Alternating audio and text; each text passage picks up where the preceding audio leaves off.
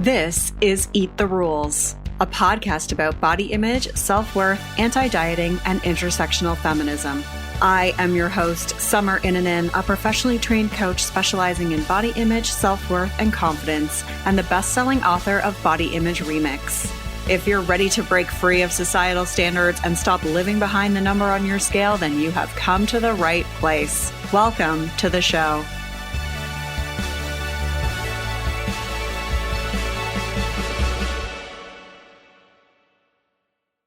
This is episode 312, and I'm joined by Caroline J Sumlin, author of We'll All Be Free: How a Culture of White Supremacy Devalues Us and How We Can Reclaim Our True Worth. We're talking about how the culture of white supremacy influences our self-worth, the various ways that this manifests inside of us and in our culture, and how to start to break free from it in order to really find our true value. You can find the links mentioned at summerinanen.com/312. I want to give a shout out to our inner rebel who left this review. Thank you, Summer, for this podcast. It brings so much clarity, and it's a great reminder to see my value beyond the size of my jeans. Thank you so much for leaving that wonderful review. You can support the show via Ko-fi. That is ko-fi.com/Summer Inanen. And you can find that link in the episode info or in any of the show notes. And you can go there and make a monetary donation to the show. You can do a one-time donation, or you can do a monthly contribution for as little as $5 a month. That helps to keep the podcast going, and you'll get my mini course, Conquering Negative Body Talk. You can also support the show just by leaving a review or subscribing. And don't forget to grab the free resources that I have. Go to thebodyimagecoach.com and you'll get the free 10-day Body Confidence Makeover. You'll also find the Body Image Coaching Roadmap for Professionals. So that's for providers who also work with people who may also have body image struggles and want to know how they can best support their clients. I'm really excited about today's guest. I just stumbled across one of her posts on Threads and immediately thought, I want to interview Caroline for the podcast and read her book, We'll All Be Free. It is so good. As someone who has been teaching and speaking about body image for over a decade and talking about how it's connected to self-worth, and in more recent years, really looking at that from an anti-oppressive standpoint and looking at how systems of oppression influence our self-worth and our body image. This to me was like, this is like the book that I wish I had years ago. It spells it out so clearly in terms of how white supremacy culture influences our sense of self-worth. So I highly recommend picking up this book, and I think you're really going to enjoy the interview today. Caroline J Sumlin is a writer, speaker, and thought leader bringing awareness, healing, and transformation to those desperate to live a life that honors their humanity rather than fights against it. Caroline is passionate about how history, society, and culture inform our thought patterns, characteristics, and behaviors we have normalized. Through her research, she eagerly shares with her audience how living within a society that was built to dehumanize its constituents through oppression and marginalization has led to a normalized culture of dehumanization for all, and how to choose a different way of living. Caroline is the first thought leader to bridge the gap between social justice, history, and culture and self-worth, bringing about true liberation for all who encounter her work. Let's get started with the show. Hello, Caroline. Welcome to the show. Hi. Thank you so much for having me. It's an honor to be here. Thank you. Thank you so much for taking the time. And I'm so glad that I was just scrolling through threads that one day that you mentioned your book. And then I was like, oh my gosh, this is exactly the type of stuff that I want to be talking about on my podcast. So I'm really happy to have you here today.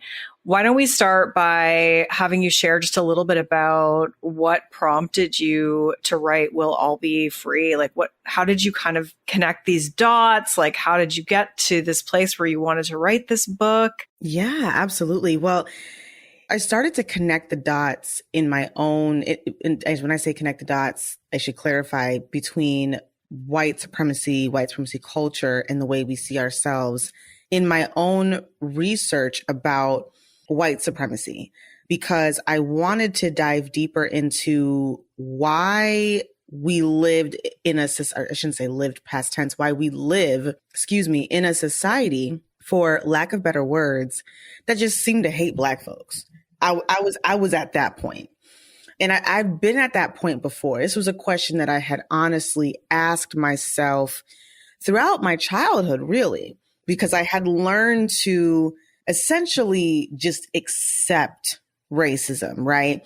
I think the way that my parents taught me, which is probably the way that their parents taught them, was a lot of like, this is how our country, this is how white people, this is how society sees us. It's not true about us, but this is the reality. And so this is just how it is. And so this is how you play the game.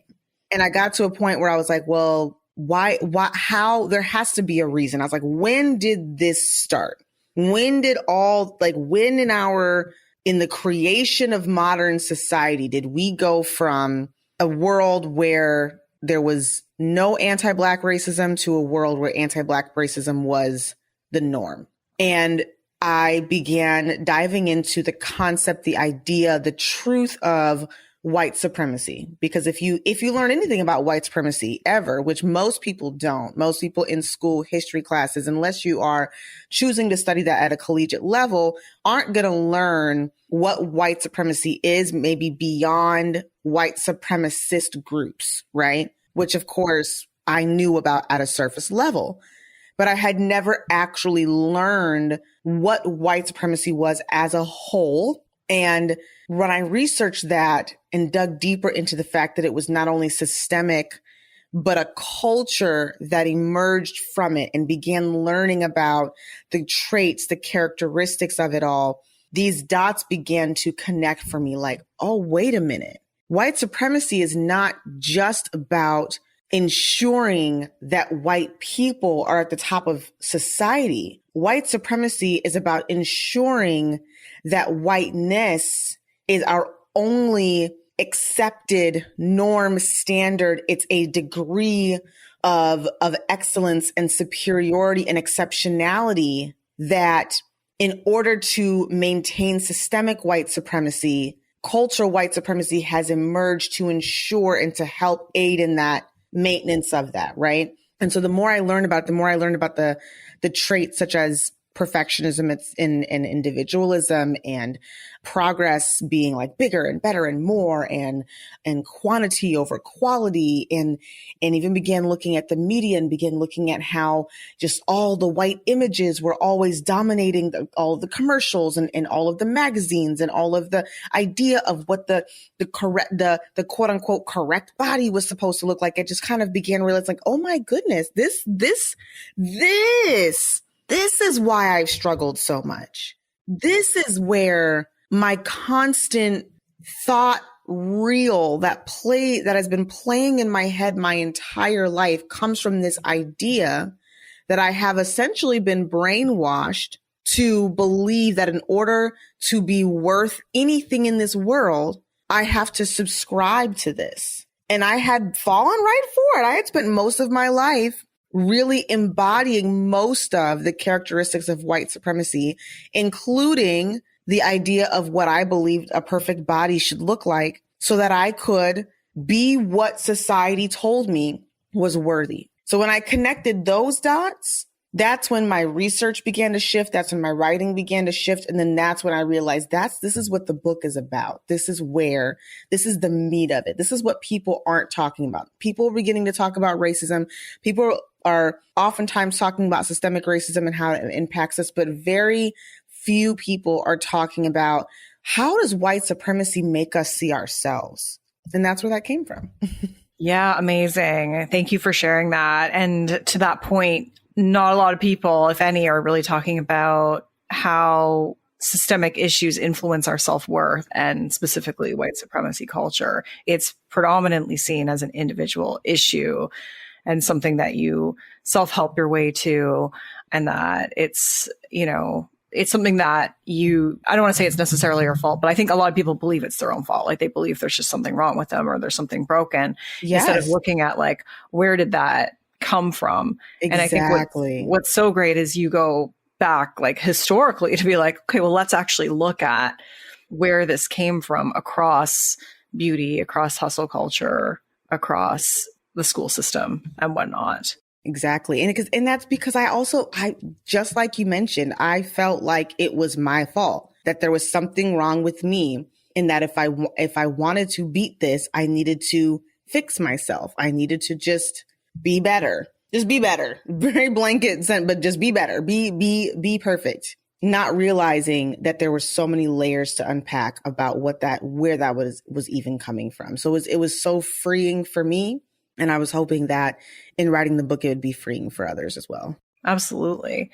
So you mentioned there, like, to sort of like be better, be different. Like, do you mind sharing just a little bit about, and you share a lot in the book about your personal story about that, but like, just to kind of put it into context for people, like, how did that sort of show up for you more specifically? Yeah. It depends on what camp you're coming from, right? So if you're coming from the camp of education, career, income, capitalism, etc., I was always taught, especially as a Black woman, like, listen, you have to be 2-3 times as better as everybody else to get even 50, 60, if you're lucky, 75% of the success as your white counterparts. That was definitely a message that I heard growing up. So I had to make sure that everything I did in school was perfect. If maybe I could be a little less than perfect sometimes, as long as that percentage still landed in the A range. Okay. Maybe it wasn't 100%, but I needed to be 95 and up with everything that I did. It didn't matter whether it was something that was difficult for me, whether it's something I was struggling with, whether it was something I was interested in, it didn't matter. And if I was struggling with educational concepts, it was a me issue. It was, well, you're not studying hard enough. You're not trying hard enough. You have to play this numbers game. That was how I was taught. It's a numbers game. If you want to get anywhere, you have to get the numbers. The numbers are the GPA. They're the test scores. So you have to play this specific game to get to where society accepts you as a worthy human being, because you contribute, you got your own money, you got your, and also, there's a lot of that too that stems from the fact that because especially black people have been held back from that success in our society for so long, it also looks different for us too, in that being able to say, I did what I needed to do, and I got my money and I got my career, even though I live in a society that was meant to try to stop that from happening. Like, it's a pride thing too for our culture. So it's really like hounded in you to be the best as much as you possibly can. So I've always had that mindset, that mentality, and would always beat myself up if I wasn't performing at the level that I believed. And it also looked at never being able to sit still. I was always involved in 1,000 things. I always felt like the more that I could add to my resume, the more activities I was in, the more I was doing things that demonstrated leadership. It didn't matter if I was interested in it or not. I mean, in high school, I think at one point I may have been involved in like 7 or 8 organizations at a time. It's ridiculous. I'm in high school. I was getting the amount of sleep that a college student gets when they're cramming for finals. And I was 16. That's what that looked like. And that's still, honestly, that's still, I still wrestle and struggle with that. And we can talk more about that later, but it's something that takes so long to kind of figure out. So that, that's one camp of it. Another camp of it, especially since I know, we talk, you talk a lot about body image here, was your body. Now I was lucky in that I wasn't receiving that messaging in the home. I wasn't receiving that. My mother was never giving me any type of, your body needs to look a certain way messaging. If anything, she never understood why I struggle with my body, because she looked at me and thought, I wish I looked like you. So, I don't see what your issue is. But for me, especially, I grew up in a predominantly white suburban area, right? The TV shows have, you see the same image of what's considered to be beautiful, depending on what you're watching, what you're reading, the main characters in all of your books. It's getting, into your brain waves as to what's considered to be beautiful. Every single commercial, the main character is the girl with the blonde hair.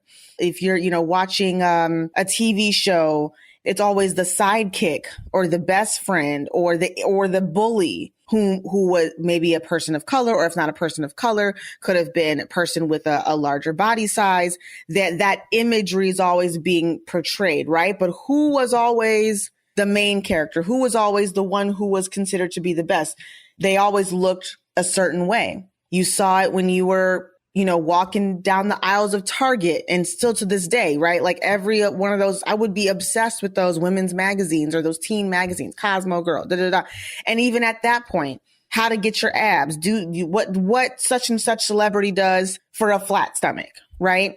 And I didn't have a flat stomach. To this day, I don't have a flat stomach. I've always had a bit of a belly, no matter how thin or large I have been because my body has varied in size, as all of our bodies has. And no matter at my smallest or my biggest, I've always had a stomach, but I internalized that as a me problem because society told me that if I didn't want this, I needed to do this exercise. I needed to stop eating this. I needed to swap all of my food for this food. I needed to do da, da, da, da, da, right? And especially because I grew up in a white area, being one of the only Black girls, you don't really get a lot of attention from, if you're attracted to boys, which I was, you don't really get a lot of attention from any of the only people you really have to be attracted to if you don't go to school with any Black boys are the white boys, right? But all the white boys are attracted to all the girls with the blonde hair. And so you're over here wondering why, you're the only one that looks like you. You're the only one that doesn't have hair that just sits the way that everyone else's hair sits. It's before the curly hair movement, for the natural hair movement, right? And so literally all of that is just getting put into your brain waves, and there you have it, So those are two large ways that it really affected me. I will also say that eventually when I got to college, when my disordered eating started to kind of take place, because the nature of the first thing I talked about, all that busyness and all of that trying to prove myself, it led to me not having a lot of time for meals. And I would miss the calf. I would miss the times, right? And I noticed as I only started having time for maybe one meal a day, I was walking all around campus, I was actually dropping weight I had never dropped before. I just never experienced that. I had been an active athlete all my life, but I always sat at one weight and I just thought that was my weight. And even though I didn't like it about myself, I had never actually changed or started to develop like a disordered eating until I saw what eating only one meal a day was doing to my body. And I didn't know that was possible to be really thin. And I didn't know that was possible for me. I just assumed it wasn't. So I was like, oh my goodness, this is it. I'll only eat one meal a day. And when I do, I'll make it smaller. There were times where I would be like, I'm going to only eat cereal today, or I'm going to only eat a really small salad today. You know what I'm saying? And so it started to kind of catch up to me. And before I knew it, I was becoming obsessive with it, because once I saw a result that I never thought I'd see, I was terrified to go back to what I had always seen as inferior. So I got immersed in that, and that took over for quite a few years, really until I would say honestly, until pregnancy. Until I was 26 when I got pregnant, I think. So yeah, you can see how long that was an issue for me. Wow. Yeah. I appreciate you sharing that, because I think it's helpful for people to hear how this plays out, and so that it's not just such this nebulous concept, that it's these are the ways that it resides in us, and these are the thoughts and the behaviors and the outcomes as a result of white supremacy culture. But I actually want to take a step back and have you define white supremacy culture, because I think maybe for some people listening, that might be the first time they've heard that phrase. I think most people understand what white supremacy is, but often even then the knowledge is, like you said, white supremacist groups like the KKK or something like that. And so can you define what white supremacy culture is? Yeah, absolutely. Well, the first way to understand white supremacy culture is to first understand white supremacy, because white supremacy culture is essentially birthed from systemic white supremacy. So like you said, most people will see white supremacy and they'll think extremist groups. They'll think, specifically a person or a group of people who believe that white people should be the dominant people in society. And a lot of times, even the most extreme will be, that they believe that white people should be the only ones in society. And that does go to that extreme. But then usually that's the end of it. That's the end of what we may understand. The truth is white supremacy is systemic in that the building of a society where you're going to create a caste system where white people are the dominant and the norm and the standard and the ones with the opportunity, the ones that hold the majority of the material wealth, the resources, etc. And the society is created in such a way to ensure that it funnels in that way. That is white supremacy, right? But then in order to ensure that white supremacy, especially in the way our society was built, of course, in the beginning, it was obvious, right? You know, it was clearly obvious with colonization and the genocide and the removal of indigenous peoples, and then also the chattel slavery of Africans and what later become African Americans. That you can kind of, you know, read the history books, or even during those times the supremacy of whiteness was obvious. That terminology may not have been around, but it was clearly obvious that they were not hiding the fact that they were creating a country for them. They were not hiding the fact that they felt like this is our place and the other people, so to speak, are only here to serve us and to serve our power and to ensure that we dominate, because that was their thought pattern, and that was not a hidden fact. As we progress, I guess, you know, or just kind of, you know, move throughout history and certain things change and enslavement ends, etc. The continuation of creating that systemic white supremacy ends up becoming, in some ways, more hidden and in some ways not, but in different ordinances and laws but anything from as obvious as like redlining to as hidden, for keeping within housing, as HOAs, like the creation of HOAs, which were not outwardly like, hey, this is racist. Black people can't live here. Indigenous people can't live here, etc. It was that in the fine print, right? In the HOA, in the ordinance, that this was not a community for non-white people, right? So you may have, as you go throughout society, you'll see the large, obvious examples of that, or you'll see it in, you know, whether that be, you know, like one of the biggest ones that I can think of right now might be the GI Bill, where they, you know, ensured that after the war, World War II, I believe, that the housing assistance that was happening for veterans returning from the war was essentially reserved for white veterans and not Black veterans who also served in the war. So there's things like that, right? So you have all of these things. You have that happening. You have that happening somewhat outwardly, but also somewhat kind of, you know, covertly.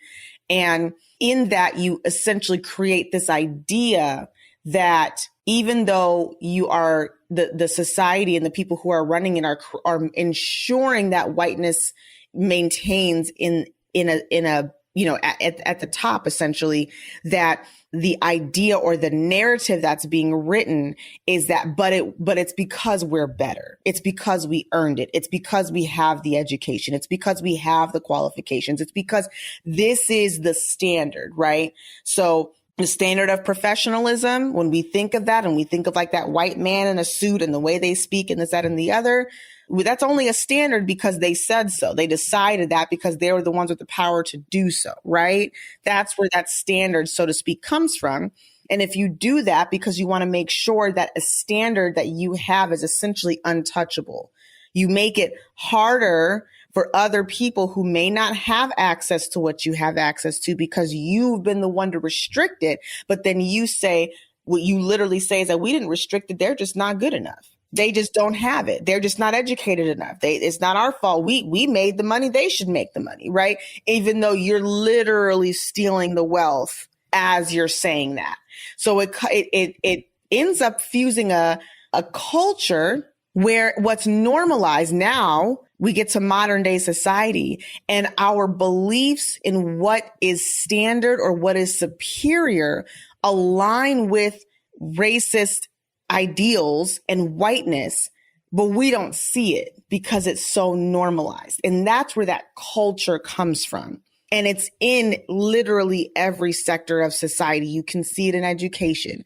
You can see it in beauty standards, in the way, and it's everything from systemic. So we restrict. Let's look at the healthcare, right? We restrict access. We restrict access to quality food in lower income communities, quality grocery stores, food deserts, right? And then we demonize and we act as though it's a cultural reason. They're just unhealthier, quote unquote. And I'm using quotes there, unhealthier, right? It's their fault that statistics show that if you're Black, you have a higher risk of A, B, C, D, E, F, and G. No, we have a higher risk of those illnesses because of not only the things I mentioned, like food deserts and access to healthcare being more restricted, but you also put the worst factories and things of that nature in our communities back in the day when we had more of an industrial society. You put those things in the Black communities and you would only allow for Black folks to work in the steel mill or the railroad or whatever the case may be. And then you caused a whole bunch of health problems. But, that's because our culture, well, look at what they eat. Look at what they do. You see what I'm saying? So then you have this idea in your mind that, if I eat, a kale salad, that's superior and that's more healthy. But if I eat a plate of collard greens, that's unhealthy. And that's what makes them all so, again, at risk for heart disease and blood pressure because it's all a them problem. That's how the narrative, that's how it's written in our society. And we've just accepted it because we don't see any different. We don't know any different. And that's where the culture comes from. I can go on, but essentially that led us to all these different characteristics that are now our norm. Individualism, it's a you problem. You should fix it. It's not our fault. Perfectionism, if you're not perfect, then you're worthless. The things that I mentioned earlier, all of that stems from all of these systemic and cultural ideas coming together to the point where in our culture, these are just the characteristics and the standards that we just think are better. Even though we've never questioned why we think that way. Yeah, absolutely. Absolutely. Yeah. I appreciate you explaining that. I feel like I need to go back and listen to everything you just said there again to like really absorb it. But it was so good. So, let's tie that then to self-worth for people listening. Like, I guess maybe to start that is like, how do you define self-worth? And then you've mentioned your own personal story and you've mentioned how white supremacy culture makes us feel like, there's something wrong with us. Like, I guess just like elaborate a little bit more on like how that really influences self-worth. Yeah. I mean, I think if you live in a society that's constantly telling you why you're terrible, how are you going to love yourself? Yeah. I mean, quite simply, right? Yeah, exactly. Like we live in a society that's constantly telling you that no matter how hard you try, no matter what you do, it's not good enough. Because even if you think you reached the bar, we're going to move it. We're going to move it because we want your money. We're going to move it because we want you to think less of yourself so you can constantly buy more things to kind of feel better about yourself for a second. But then we're going to move the bars. You're going to do it again. And that's everything. That's even and I'm not anti-college. I went to college. I'm a huge fan of college. I want my kids to go to college if they choose. But at the same time, even college, right? The idea that you got to spend money to go to a more prestigious institution, right? To be able to appeal. I had this conversation with my husband just the other day about, the name recognition of certain institutions and how that plays a role in how society sees you. Like that's all part of capitalism. That's all part of you really believing that you have to buy into what society says is a good enough human, and you try to be those things, and then society says, no, I'm going to move it. And then you continue to try, and then you wonder why you feel like you're on a hamster wheel and you feel like you're never enough. The very fact that we have, I think, an epidemic of people that think they're not enough. And the reason why I know is that because if the majority of us believed that we were enough as humans, we would not have so many people who write books and quotes and that circulate on the internet about you are enough, just reminding you. Yeah. Yeah. We would not have a you are enough movement if we didn't live in a society that made us all feel like no matter how hard we try, we're not enough. And it all stems from everything we're talking about. But essentially, that's what's become our norm, is believing that. And it looks different for everyone. Everyone has a different story, a different vantage point, a different intersectionality in which they approach or in which they are receiving or interacting with this society.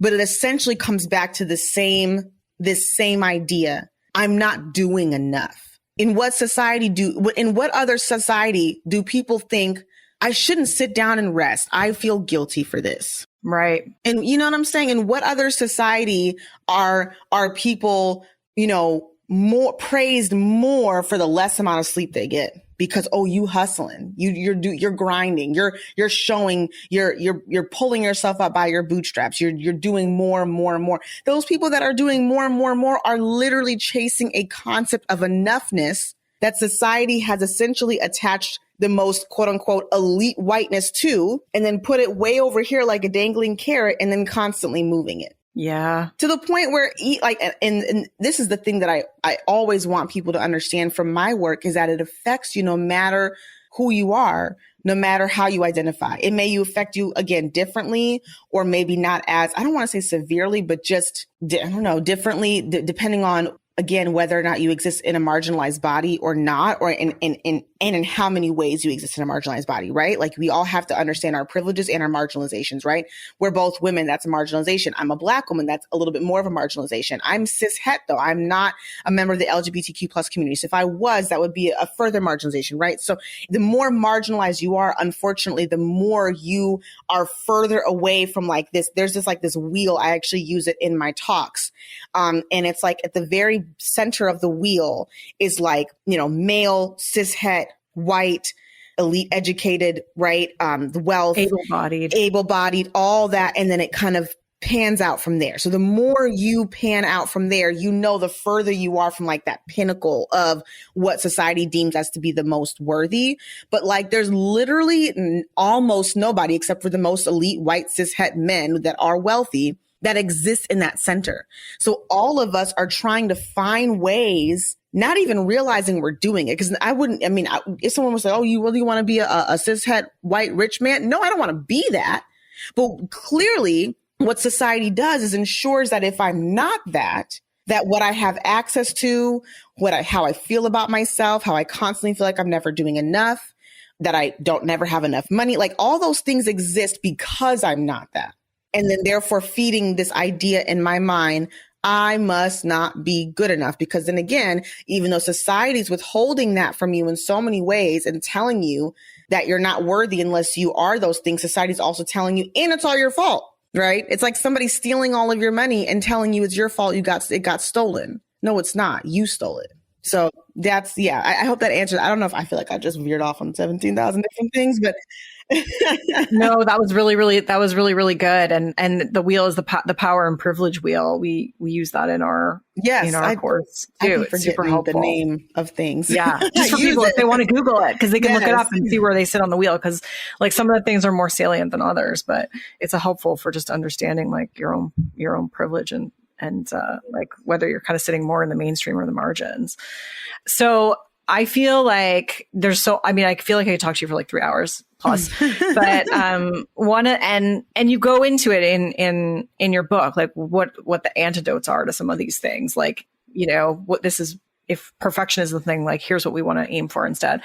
But I guess the question I have for you is like, is it possible for us to thrive in these systems? Like, you mentioned earlier your like that you still struggle with it. So I don't know if you want to come at this from your own personal perspective or just in general what you think, but like, what do we do with this? Because obviously I think we all want to work towards changing these systems, but that's not the world we're living in right now. And so, And so what do we do with this information? And like, is it possible for us to still thrive or build up that sense of self-worth despite being a part of this system? Yeah, that's such a good question. And it, like I mentioned earlier, it is something that I struggle with every day. I mean, I've been in the thick of it even more since writing the book because I homeschool my children and I feel like I wrote the book and then that was it. I threw it in the air and it ain't made no money. It ain't done nothing. Like I just, every now and then I might get an opportunity. I might get a talk that I do. It's not super consistent because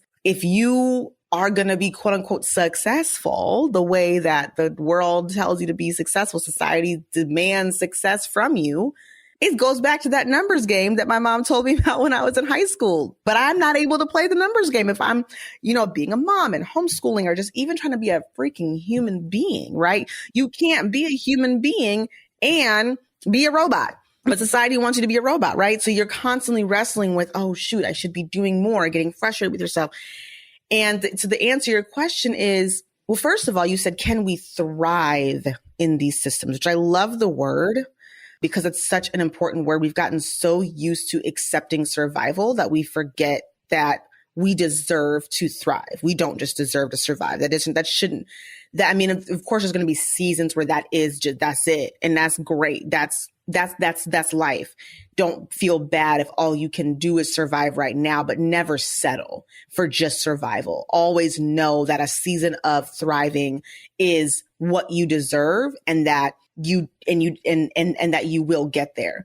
But I think we also, in order to get there, we have to decide that thriving for us looks different than what society says is thriving, right? And I'm not saying that means you throw up your hands and say, well, I guess society says in order to thrive, I must be a millionaire, and I'm going to throw my hands up and just not have any money. Like, I'm not saying that, money is a universal thing. Currency is a universal thing. It's not necessarily a bad thing. It's just the way that our society deals with it is not the best. It's dehumanizing. So I'm not saying like you throw your hands up and you say, well, I guess, I won't try anything anymore. I won't have goals, or, considering this is a podcast about your body, I guess I'll just neglect my body. Like, I'm not saying that at all. Like, you decide, what does thriving look like for you? So in my body, thriving looks like, how do I feel in my body today? And am I honoring how my body feels and not constantly thinking to myself, oh my goodness, I didn't get a workout in today. I am bad. I must work out, right? It's that. It's making those little shifts in, I'm focusing on my body being my vessel. And so how am I honoring and taking care of that vessel today, right?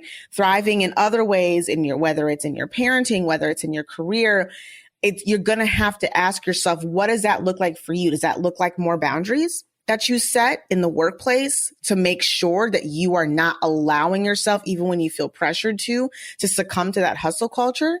It could look like sometimes giving yourself permission to play the game when necessary, and then backing up from that game when you've had enough. And because sometimes there is survival, right? And literally in my own experience right now, I'm not kidding you. Part of me playing the game, I'm about to start delivering for Uber Eats. Like, I gotta make a little extra cash because we're in a situation where we need a little extra cash in this season.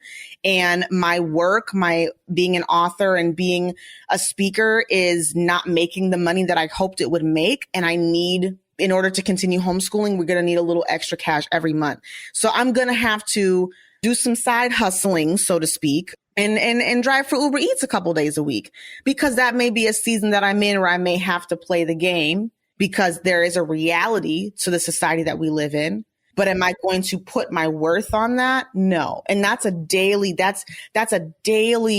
act.